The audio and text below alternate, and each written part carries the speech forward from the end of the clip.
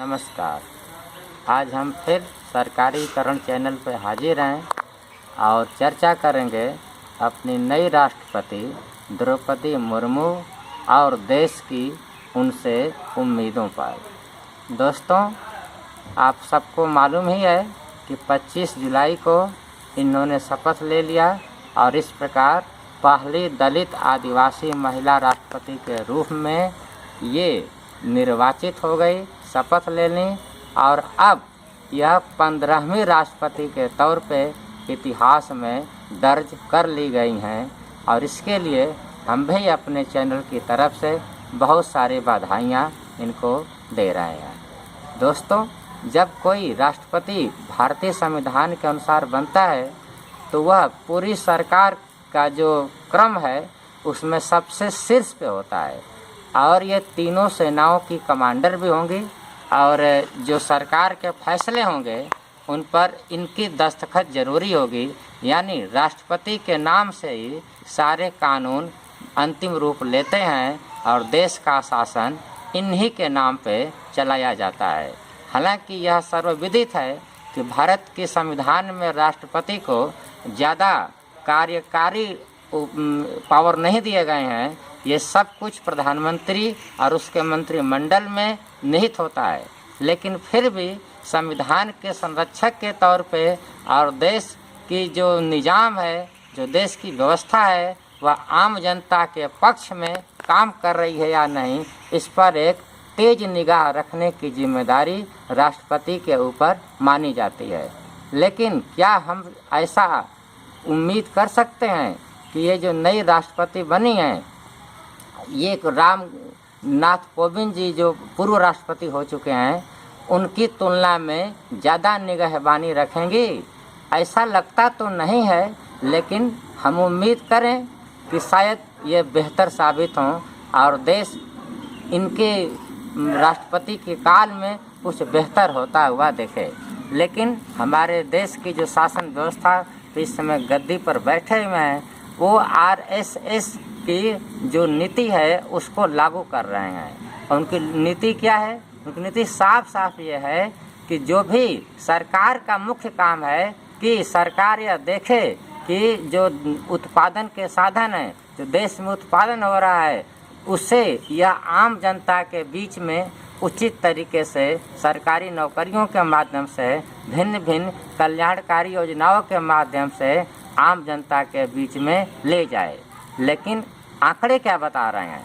आंकड़े लगातार ये बतला रहे हैं कि जैसे अडानी जी हैं, अब वह विश्व के सबसे अमीर शख्स बन चुके हैं और देश की जो जीडीपी है, यानी कुल उत्पादन है, उसका 73% से अधिक हिस्सा सिर्फ 1% लोगों के हाथों में केंद्रित हो गया है।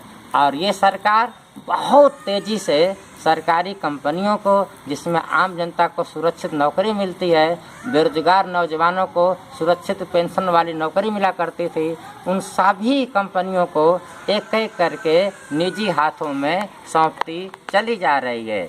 ये जब राज्यपाल थे भिन्न भिन्न राज्यों की, तब ये स्वतंत्र व्यक्ति के तौर पर भी और राज्यपाल के तौर पर भी ऐसी नीतियों के विरुद्ध इन्होंने कभी कोई बयान दिया हो, ऐसा कम से कम हमारे संज्ञान में तो नहीं है। हाँ, पत्थरगढ़ी के आंदोलन के समय जब छत्तीसगढ़ में थी, तब सुनने में आया था कि इन्होंने उस पर नाराज़गी व्यक्त की थी और एक कानून को इन्होंने वापस भी किया था। लेकिन इसको अगर छोड़ दिया जाए तो फिर निजीकरण के खिलाफ इनकी कोई बहुत बड़ी कोई विरोध दर्ज कराई हो, ऐसा तो कुछ नहीं दिखता। जो भी कल कारखानों के बड़े बड़े मालिक हैं, जैसे वेदांता समूह, वो आदिवासियों की ज़मीन बहुत तेज़ी से छीनते गए। सरकार वहाँ फोर्स लगाकर उनकी ज़मीनों पे कब्जा दिला दिया बड़े बड़े पूंजीपतियों को, और हजारों हजार आदिवासी जो है वो आज भी जेलों में सड़ रहे हैं। इन सब के विरुद्ध हमारी आज की वर्तमान राष्ट्रपति उस समय कोई बहुत मुखर आवाज़ मीडिया में या अन्य किसी माध्यम से नहीं उठाई। दोस्तों, सरकार का काम होता है कि वह देखे कि बड़े पूंजीपति देश की आम जनता का हिस्सा अपने हड़प न जाएं। सरकार का काम ही यही होता है कि कि जो उत्पादन है वह एक न्यायपूर्ण तरीके से नागरिकों के बीच में वितरित हो सके। लेकिन यह सरकार उल्टा कर रही है। ये अपना काम यह कर बैठी है कि पूंजीपति जो आम जनता की संपत्ति को लूट रहे हैं उसमें कोई कमी न आने पाए, जनता को रोके कि जनता पूंजीपतियों की लूट के रास्ते में कोई आंदोलन न करे, कोई बाधा खड़ी न करे, कोई उस तरीके का जन आंदोलन सड़कों पर न दिखाई दे। तो ये सरकार तो ऐसा काम कर रही है। क्या हमारी राष्ट्रपति इस तरीके के उल्टे कामों पे कोई संज्ञान लेगी, सरकार को कोई रास्ता दिखाएगी? कुछ पूर्व राष्ट्रपति हुए हैं जैसे कलाम जी, KR नारायणन, ऐसे कुछ लोगों ने सरकार के उस वक्त के सांप्रदायिक नीतियों की खुलकर आलोचना की थी और उसके प्रति सचेत किया था। और समय समय पर नागरिकों को लगता था कि ये राष्ट्रपति कुछ हद तक अपनी जिम्मेदारियों को निभा रहे हैं। लेकिन बीच में बहुत सारे ऐसे राष्ट्रपति हुए जैसे कि अभी जो आदरणीय रामनाथ कोविंद जी थे और प्रतिभा पाटिल जैसे थी और प्रणब मुखर्जी जी थे। इस तरीके के लोगों से जनता ने अपनी उम्मीदों को धुंधला होता हुआ देखा, क्योंकि इन लोगों ने सरकार के किसी भी नीति पर कभी कोई भी जनहित, जनता के पक्ष वाली कोई टिप्पणी नहीं किया और ये रबड़ स्टाम्प की तरह साबित हुए थे।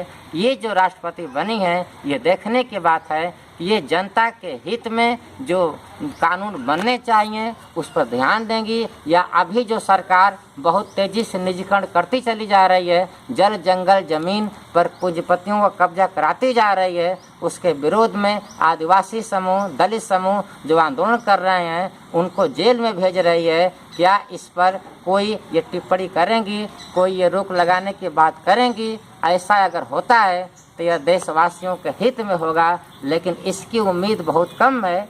फिर भी हम यह कह सकते हैं कि ये पहली राष्ट्रपति दलित आदिवासी के तौर पर निर्वाचित हुई हैं और ये शायद दलित आदिवासियों की उम्मीदों को मरने नहीं देंगी। बहुत बहुत धन्यवाद।